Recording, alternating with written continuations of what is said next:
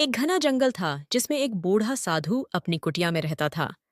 साधु तपस्वी, परोपकारी और ज्ञानी था।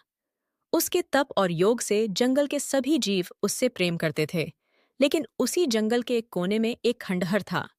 कहा जाता था कि वहां एक चुड़ैल रहती है जो लोगों को अपने जाल में फंसा लेती थी।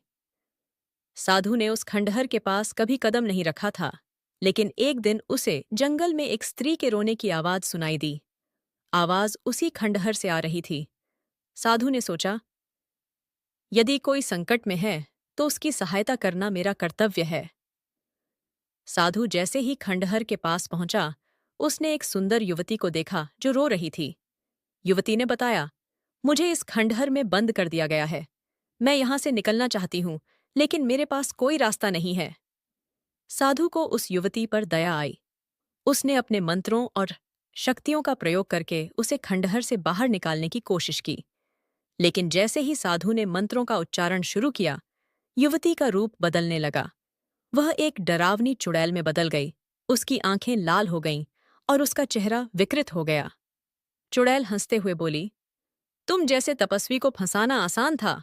अब मैं तुम्हारी शक्ति चुरा लूंगी और अमर हो